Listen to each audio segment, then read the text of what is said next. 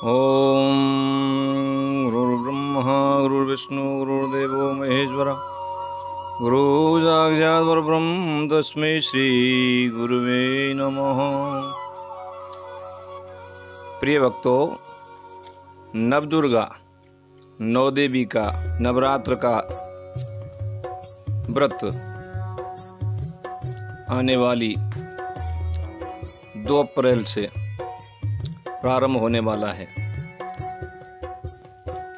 नवरात्र का आध्यात्मिक वास्तविक महत्व क्या है, इस पर हम कुछ बात आपसे कहना चाहते हैं। नवरात्रि का वास्तविक व्रत वास्तव में क्या रहस्य है, क्या आध्यात्म है।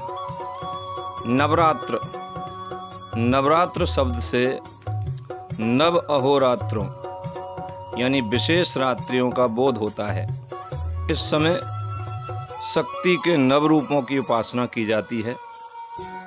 रात्रि शब्द सिद्धि का प्रतीक है।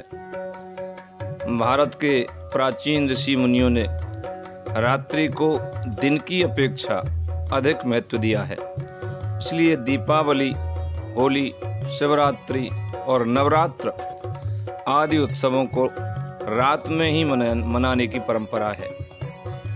यदि रात्रि का कोई विशेष रहस्य न होता तो ऐसे उत्सवों को रात्रि न कह करके दिन ही कहा जाता। मनीषियों के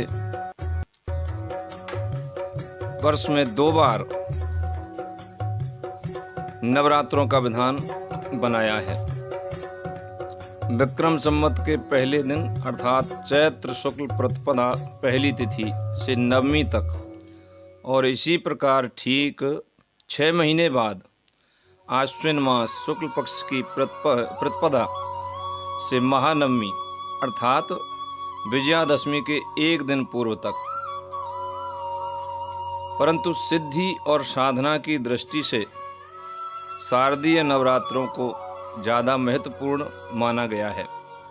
इन नवरात्रों में लोग अपनी आध्यात्मिक और मानसिक शक्ति संचय करने के लिए अनेक प्रकार के व्रत, संयम, नियम, यज्ञ, भजन, पूजन, योग साधना आदि करते हैं।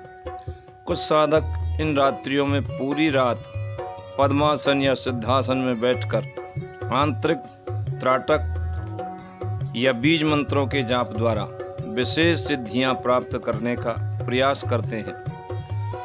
मनीषियों ने नवरात्रि के महत्व को अत्यंत सूक्ष्मता के साथ वैज्ञानिक परिप्रेक्ष्य में समझाने और समझने का प्रयत्न किया। रात्रि में प्रकृति के बहुत सारे अवरोध खत्म हो जाते हैं। आधुनिक विज्ञान भी इस बात से सहमत है। हमारे ऋषि मुनि आज से कितने ही हजारों वर्ष पूर्व ही प्रकृति के इन वैज्ञानिक रहस्यों को जान चुके थे। दिन में आवाज़ दी जाए तो बहुत दूर तक नहीं जाएगी, किंतु रात्रि को आवाज़ लगाई जाए तो बहुत दूर तक चली जाती है। इसके पीछे दिन का कोलाहल भी कारण है, और एक वैज्ञानिक तथ्य यह भी है कि दिन में सूर्य की किरणें आवाज़ की तरंगों और रेडियो तरंगों को आगे बढ़ने से रोक देती हैं। उसी प्रकार से मंत्र जाप की विचार तरंगों में भी दिन के समय रुकावट पड़ती है। इसलिए ऋषि मुनियों ने रात्रि का महत्व दिन की अपेक्षा बहुत अधिक बताया है। मंदिरों में घंटे और शंख की आवाज़ के कंपन से दूर दूर तक वातावरण कीटाणुओं से रहित हो जाता है। यह रात्रि का वैज्ञानिक रहस्य है, जो इस वैज्ञानिक तथ्य को ध्यान में रखते हुए रात्रियों में संकल्प और उच्च अवधारणा के साथ अपने शक्तिशाली विचार तरंगों को वायुमंडल में भेजते हैं। उनकी कार्य सिद्धि अर्थात मनोकामना सिद्धि उनके शुभ संकल्प के अनुसार उचित समय और ठीक विधि के अनुसार करने पर अवश्य होती है। पृथ्वी द्वारा सूर्य की परिक्रमा के काल में 1 साल की 4 संधियां हैं।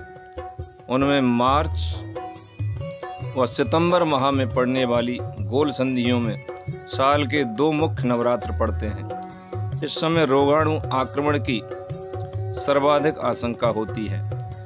ऋतु संधियों में अक्सर शारीरिक बीमारियां बढ़ती हैं।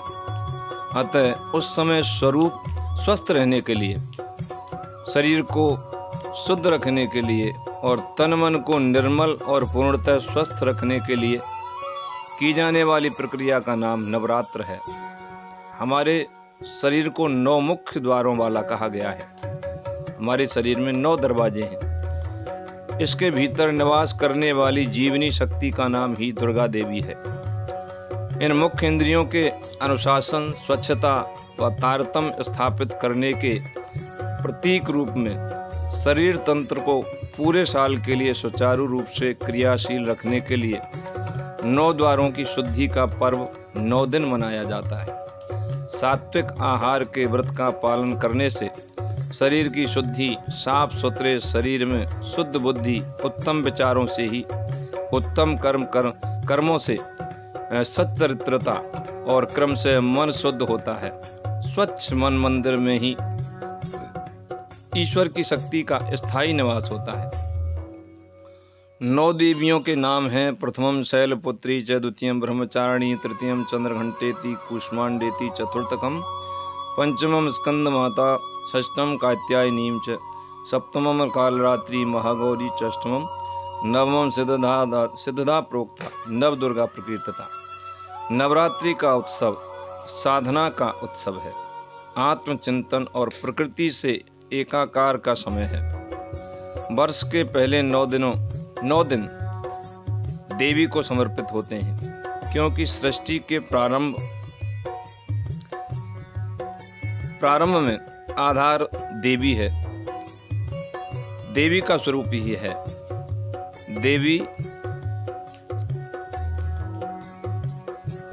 देवी भागवत के अनुसार सृष्टि का आदि स्वरूप ही शक्ति स्वरूप है। देवी ही इसकी प्रथम आज्ञा है। वह परमपिता ब्रह्मदेव की इच्छा शक्ति है, विष्णु की पालक शक्ति है और शिव के संहार की इच्छा में भगवती को ही शक्ति समाहित है, यानी माँ भगवती की शक्ति ही समाहित है। इसलिए इन्हें आदि शक्ति, महाविद्या और परम शक्ति के तौर पर जाना जाता है। नवरात्रि व्रत उत्सव का आध्यात्मिक पहलू है। उत्सव की ये 9 रात्रियां प्रकृति की मनुष्य की वह भेंट है जब मनुष्य अपने भीतर भर रही मलिनता को पहचान कर हटाने का उद्यम करता है। परिणाम स्वरूप मनुष्य के भीतर इन नव रात्रियों में नव निर्माण का आध्यात्मिक कार्य गतिशील होता है। वैदिक विज्ञान के अनुसार यह सृष्टि एक चक्रीय धारा में चल रही है, किसी सीधी रेखा में नहीं। प्रकृति के द्वारा हर वस्तु का नवीनीकरण हो रहा है। रात्रि के बाद दिन आता है, वह दिन के बाद फिर रात्रि निश्चित आती है। हर पतझड़ के बाद वसंत और वसंत के बाद फिर पतझड़ आता है। जन्म के बाद मृत्यु व मृत्यु के बाद फिर से जन्म होता है। सुख के बाद दुख व दुख के बाद सुख। प्रकृति की स्थूल से सूक्ष्म तक की सभी रचनाएं पुरातन से नवीन और नवीन से पुरातन के चक्रीय मार्ग का ही अनुसरण कर रही हैं। नवरात्रि का त्यौहार भी मनुष्य के मन व बुद्धि को संसार की दौड़ में से लौटकर स्वयं में खोने का निश्चित सुअवसर है। संसार में भटकते चित्त को स्वयंभू के स्तोत्र तक वापस लौटाने के लिए मौन, प्रार्थना, सत्संग और ध्यान के मूल आधार चाहिए। मौन हमारे मन की भटकन को दूर करता है, तो प्रार्थना से यही मन ईश्वर में एकाग्र होने की चेष्टा करता है। सत्संग में ईश्वर के स्वरूप का सही निर्णय होता है और साधना का संपूर्ण मार्ग श्री गुरु सत्संग के माध्यम से ही उजागर करते हैं। नवरात्रि का यह उत्सव मनुष्य के भीतर आंतरिक यात्रा करके नवीनीकरण को प्रकट करने का उत्सव है।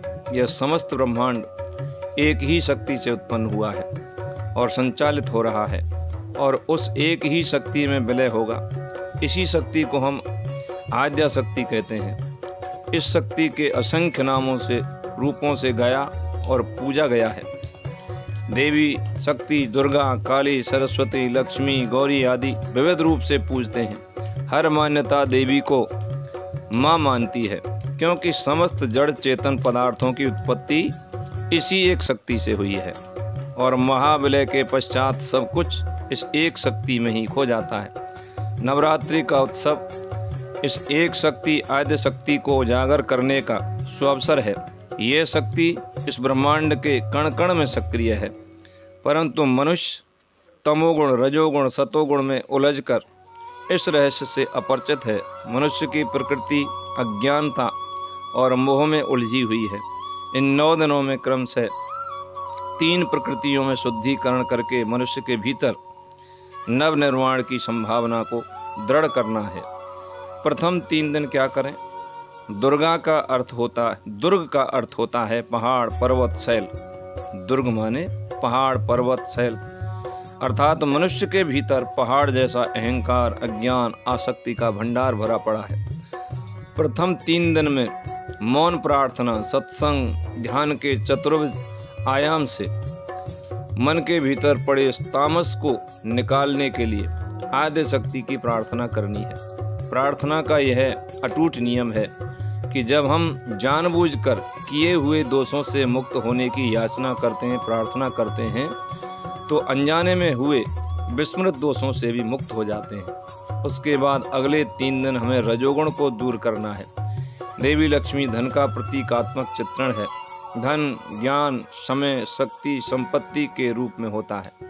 अतः 3 दिनों में हमें मौन, प्रार्थना, सत्संग, ध्यान के माध्यम से अपने जीवन को इन 4 प्रकार के धन से समृद्ध करने की याचना हम आद्य शक्ति से करते हैं। धन का विवेक पूर्वक उपयोग हम कर पाएं, ऐसी विनती करनी है। प्रार्थना करें कि हे दिव्य आद्य शक्ति, इस मनुष्य जीवन में ज्ञान का उपयोग स्वयं को जानने में हो, संसार को जानने मात्र में नहीं। समय का उपयोग वर्तमान में रहने के लिए हो, भूत भविष्य में भटकने के लिए नहीं। शक्ति का उपयोग दूसरों को धर्म में प्रवृत्त करने के लिए हो, यानी स्वयं हम भी धर्म में प्रवृत्त हों, धर्म में लगें और दूसरों को भी धर्म में लगाएं, धर्म से जोड़ें। शक्ति का उपयोग दूसरों को धर्म में प्रवृत्त करने के लिए हो, अधर्म प्रवृत्ति में सहायक होने के लिए नहीं। संपत्ति का उपयोग शुभ स्थान व शुभ कारणों में हो, अशुभ स्थान व कारण में नहीं। अंतिम 3 दिन सतोगुण में प्रवृत्त व बुद्धि परा की अनुभूति की प्रार्थना आद्य शक्ति से होनी चाहिए। देवी सरस्वती सत्व का प्रतीक है। 9 दिन में तम रज सत पर विजय प्राप्त होने के बाद 10वें दिन विजयादशमी दशहरा का त्यौहार मनाया जाता है। यह उत्सव शुभ की अशुभ पर विजय और शाश्वत की क्षणिक पर विजय का है। इसलिए प्रेम पूर्वक सभी को नौ देवी का व्रत करना चाहिए और अपने जीवन का जो परम लक्ष्य है उसकी तरफ अग्रसर होना चाहिए। नवीनीकरण, पुराने किए हुए सभी कर्मों को, जो हमने कुछ भी गलत किया है उन सब को भूल करके अब नए सिरे से जीवन को जीना है। ये नौ देवी व्रत का आध्यात्म है।